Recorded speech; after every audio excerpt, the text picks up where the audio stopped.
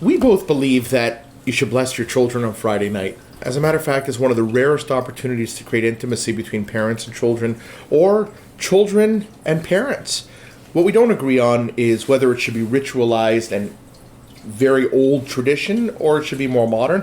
Why don't you tell me your take on what you would recommend? I think that ritual creates structure that you can riff off of. And without the structure, the idea is you'll do it on your own, and I don't actually believe that. Studies show that when people say, I don't go to synagogue to pray, I'm going to do it at home, you know what actually ends up happening? They don't do it at all.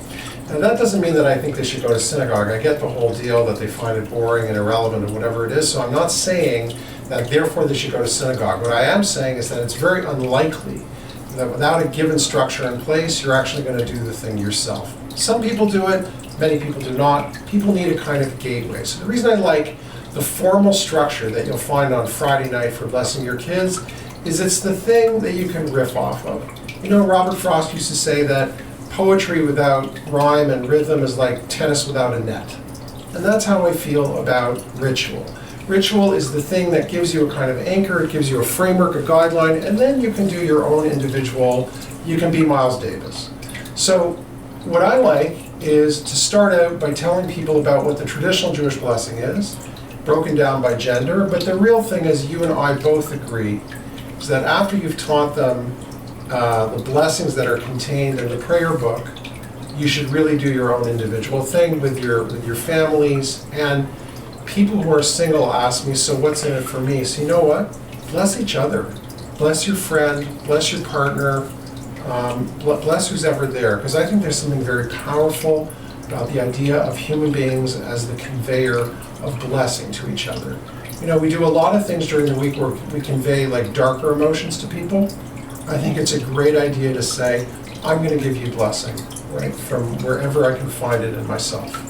So what does a traditional blessing sound like? Traditional blessing basically starts out with verses from the Torah that invoke God's name in terms of the author of the blessing. So it says, Yivarecha Adonai B'Shmerecha, which means that God should bless you and guard you and keep you.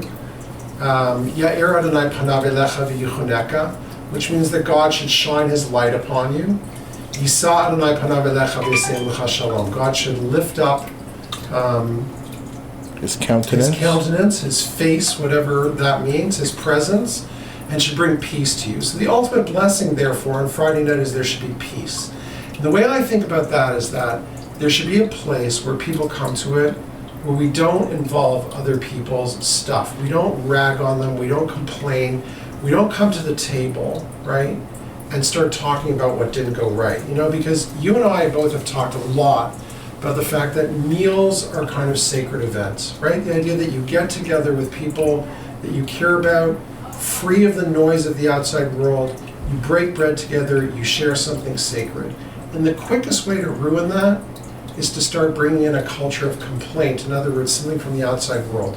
Why didn't you do that this week? And you still haven't done this. And how come you didn't do that? Right? So if you start with blessing, it sets the tone for the evening. This is an evening in which we think positively about towards it. Exactly. What always struck me about this, it reminds me of the new ultra religious Jew who has to bless his kids but doesn't read Hebrew. So he's got the book and he goes, Yitram, and before you know it, the kid has ran away, and he's still going, no, come back, I'm not finished. Before you know it, it's Monday. Anyhow, short and sweet blessing would be great. Like something like, Yivarecha Adonai B'Shmerecha, and then you say, and Elliot, I bless you, you should have as good a week as I had, and I'm going to make it so. This week we're going to have a good time, and I love you. And individualize it, right? To each child. There, each child. Gender. Look into them. Look into their needs. Look into who they are. It's something as simple as I love you, but also I'm really proud of you, or I know you had a hard time this week, or whatever it is. A little individualized. We're going to make next week better. It's amazing, the power of that. I think it is. And I think that if we start off our dinner, so to speak, or evening that way, it also evokes in a child the willingness to turn back and say, I'm going to make it a better week too. Right. And it's something that lodges in somebody's heart. They remember it. They remember being blessed as a kid. I also think that, because we're also talking about adult children, who should look at their older parents or their friends or their family. There's no reason to limit it just to children. And by the way, you don't always have to put your hands on their head. Right. You can hold them. You can give them a hug. You can say, you could say, I'm there for you. It's going to be a great week. I know, Tatala. Right, exactly. Yeah. So there's something that is unique about this, and just so much of the association with Judaism is about obligation, about we have to do this, I don't understand it, it's a drag, it's dark. Here you have something that is so loving and light-filled, coming right directly off of the candles.